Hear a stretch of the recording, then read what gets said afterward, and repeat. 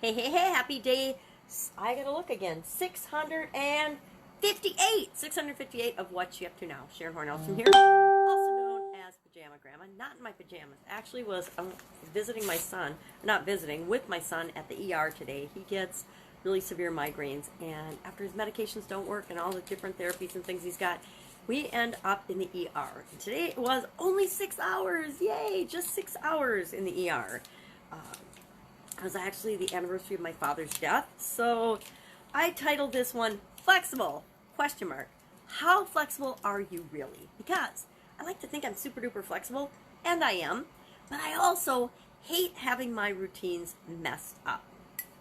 For example, my 4-year-old granddaughter was here at 5 a.m., a little before 5 a.m. today, and normally I'm up, I get up at 4, I get ready, I get cleaned up, I plan my content, I produce my videos, and I have them done before she comes. But that didn't happen today. So I did one video with her talking in the background, I did another video with her screaming down the stairs at me, and then I just canceled them for the rest of the morning. I was going to go have coffee with my sisters, to call my mom, and just all kind of spend time together on my dad's birthday. He died 5 years ago. And we found out that he had brain cancer on this, right about this day. We had a birthday party for him, and then the next day he went to Mayo. And we found out eventually through a few weeks that he did have brain cancer. And he passed away then December 21st of that year. And I did my videos in honor of him today. He had a saying, and he had a lot of sayings that were amazing. You know, he's like, life isn't fair. He always taught us girls, life isn't fair.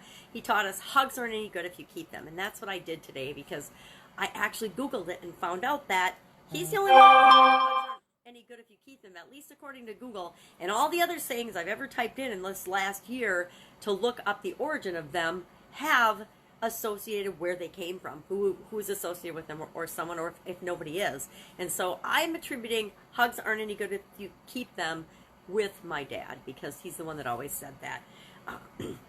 Actually, the first result that came up in Google, which I thought was pretty interesting, was a Happy Every Day challenge day video that I did this year. I think it was like 176 or 172 or something. I can't even remember exactly which number it was, but it was, you know, about halfway through the year. I had done, hugs came up as the topic of the challenge for Happy Every Day, and so I talked about hugs aren't any good if you keep them. And so that actually came up in Google as the first response to that particular expression. So that was part of, and I went through several pages to find out, because anyone else said this, and nothing came up. It was a lot of information about hugs and how powerful and how important they are in our lives. And I don't know, I'm from a family of huggers, so I'm all for hugging. Hugging is cool. Hugging is good for us. It releases oxytocin in our brains, which is the feel-good hormone. It actually decreases the stress hormone. If you hug somebody for 20 seconds, it decreases the stress hormone. My son-in-law, we joke, but he is like the best hugger on the planet. He is just one of those people that you just love to hug because he makes you feel so good. And that is such a gift if you can hug somebody and make them actually feel hugged and loved and touched. And not in a creepy way, but in an awesome, hey, I love you, I accept you for who you are kind of way. And he has got that gift.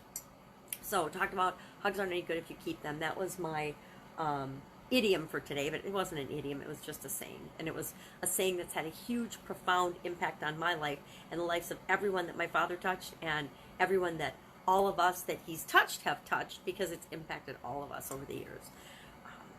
So I got to thinking about how flexible really am I, because the plan was to go have coffee with my sisters and then hang out with my 4-year-old granddaughter after she got done with school, after I created my content and did my videos, of course. None of which happened until tonight. And it's evening, Friday evening, and I am now finally producing my content and making my videos. And that's, you know, does it really matter? Does it really matter if I do my content and produce my content the same way every day first thing in the morning? Nope, it doesn't matter to anybody but me. And so when I ask myself the question, how flexible are you really? Am I really flexible, or am I just flexible when it's convenient for me? All right, like every other human being, sometimes I'm flexible when it's convenient for me, but other times I just go with the flow and I'm flexible. And so it's a good question to ask ourselves. How flexible am I? How flexible am I when I'm under pressure or stress? How flexible am I when I am doing something I love to do? How flexible am I in different situations? It's just kind of a good thing to know about ourselves.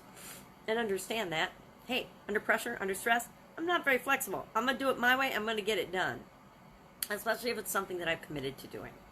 So, that blood pressure challenge today is all about, this segment for me is all about supplements. So the first thing we do whenever we look at a new segment is first we decide what the segment's going to be. And we're picking things that will have the greatest positive impact and will move the needle the furthest as we want to achieve our 90-day goal.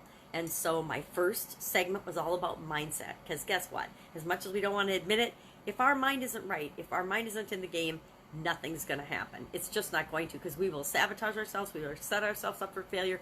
All kinds of things in the universe will come to test us to see if we're serious. And if our brain isn't right, and if our why isn't there, we will quit. We will not go for our goal. We'll find an excuse or a reason, and it'll be a legitimate reason. It'll be a real reason that 90% of the population would buy into and say, oh my God, I understand that. You know what? Your best friend got cancer. I get that. You couldn't do your goal. You couldn't go for your 90-day challenge because your best friend got cancer. We get that. We understand why you quit and couldn't make that commitment to yourself. I get it. But those things will come up, and if you don't have that mindset foundational work done, you'll quit. You'll quit at the least provocation, the littlest opportunity. The smallest obstacle will tip you over and throw you out of the game. Then we talked about, for me personally, in the blood pressure challenge, what is the next thing that's going to move the needle the furthest toward lowering my blood pressure for me? And I decided that was it movement? Yep, movement. It was movement. Getting my rear in gear and taking some action physically every single day. Because physical activity, motion, action lowers our blood pressure. Lowers my blood pressure. It actually helps all of us, believe it or not, because it gets our juices flowing and our thinking and everything moving. Action is the beginning of everything. Well, actually, thinking is the beginning of everything, and then we take action, and then that's when we start to get results. Then, last week on the cruise, I did nutrition. All about the nutritional things that will impact and help to lower my blood pressure. That means eating a lot of fresh fruits and vegetables. That means saying no to a lot of sweets and processed foods, which I kind of epically failed at on the cruise. I will admit, I ate more sweets and at least a bite of more sweets and desserts than I have in the last year for sure, maybe the last 2 or 3 years. But I had the opportunity to. I had the opportunity to try a lot of things and have a bite of something and not feel bad about not eating the whole thing, because there's so much abundance on a cruise ship when it comes to food and nutrition. Now, this week for me is all about supplements. And again, supplements is another thing. Nutrition is something that can benefit every human being, right? Our food is our energy. What we put in our body determines the amount of energy we're going to have for output, to get results, to take action. Same is true of supplements. It's pretty hard nowadays to get what we need physically, spiritually, emotionally to run our bodies efficiently from our food sources. Our food sources has been watered down and diluted and adulterated in so many ways, a lot of which we're not even aware of, because we just don't know the actual origins of our food. And even if we're careful with it and we're trying to eat as well as we possibly can, we're still missing key ingredients, key nutrients, key things that we need to have more energy, to be stronger, to have more clarity and mental focus. And so we look for supplements to help us achieve whatever it is in that area that we might want to achieve to help us with our end goal, our 90-day goal. So today was all about looking at what are and what do I need to choose and select from all the possibilities in order to get the best results for me during this short period of time.